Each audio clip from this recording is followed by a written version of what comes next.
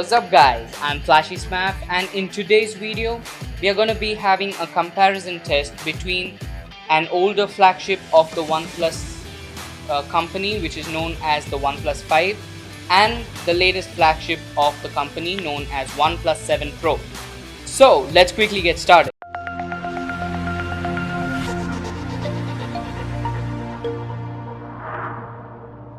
Okay guys, so before I start off, I had previously made a comparison test between the OnePlus 6 and the OnePlus 7 Pro during the pop-up event of the OnePlus 7 Pro in Hyderabad Sujana Mall. So guys, what's up? So we are in Forum Sujana Mall. So in case you're interested in looking at that, just click this button right here so you can have a look at it. So coming into the video of the OnePlus 5 and the OnePlus 7 Pro. So the OnePlus 5 was launched in the early 2017, and later on the OnePlus 5T, and OnePlus 7 Pro, as you all might have seen my video, was launched this year. It was the first OnePlus 7 series phone. So it came up with many big changes that OnePlus has never added in their devices before. I'm talking about the OnePlus 7 Pro. The OnePlus 5 was also a big flagship killer in its time, and I have, in my personal opinion, I feel the OnePlus 5 can still run a better deal in 2019 and probably a few more years to come. The reason I say that is, there are still phones that come right now, there are still phones that are launched with previous versions of Snapdragon, that is like 660s and slightly above or below, which is pretty old, and the processing speeds have a big difference compared to Snapdragon's latest chipsets. The OnePlus 5 had come with the Snapdragon 835, I guess, which still runs pretty well compared to, the latest Snapdragon 855, where, processing speeds are higher, battery consumption is lesser and stuff like that. So I have the OnePlus 5 right here.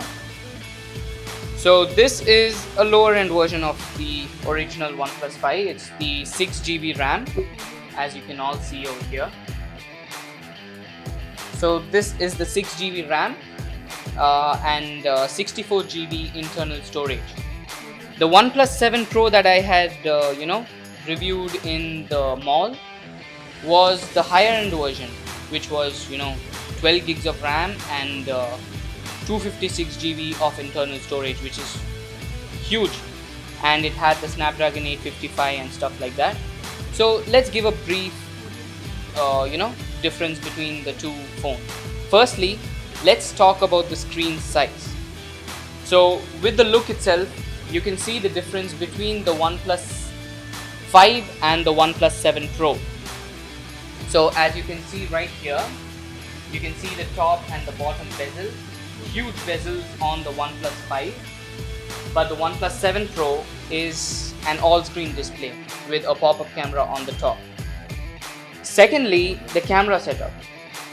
I just mentioned it had a pop-up camera, but the OnePlus 5 has a selfie camera right on the top. The back side, OnePlus 5 has a dual camera setup, whereas the OnePlus 7 Pro has a triple camera setup. The OnePlus 5 misses out on the wide angle lens, so that is one step down from the OnePlus 7 Pro, I guess. The third thing is the fingerprint scanner. Although you might feel that the OnePlus 5 has a faster fingerprint scanner, the OnePlus 7 Pro has an in-display fingerprint scanner, which is one of the fastest in the segment, and it's pretty smooth and unlocks pretty quickly. The fourth thing is the screen resolution. So the OnePlus 5 supports around 1080p to a maximum of 2K resolution content, but the OnePlus 7 Pro supports 2K to up to 4K resolution, content or videos or anything of that sort. The OnePlus 5 is locked at 60 Hz refresh rate, similar to the OnePlus 6, but the OnePlus 7 Pro recently introduced their very new and the first phone to have a 90 Hz display, which is also good. And I tested it and it was an amazing experience. I'm sure you all you viewers also might have, tried the phone and all that. It's an amazing phone. The display was amazing. So the main question over here is if the OnePlus 5 can still stand a better deal in the year 2019. I say yes. Of course yes. Because considering the options that it has and the battery, the battery experience that you have, I think right now you get the refurbished version of the OnePlus 5 on Amazon. I'll link it down in the description. You can have a look at it. These refurbished versions are actually good. They're decent and a cheaper price. The OnePlus 5 was launched with a price of around 30,000, and right now it's selling for around 18,000, 15 to 18,000.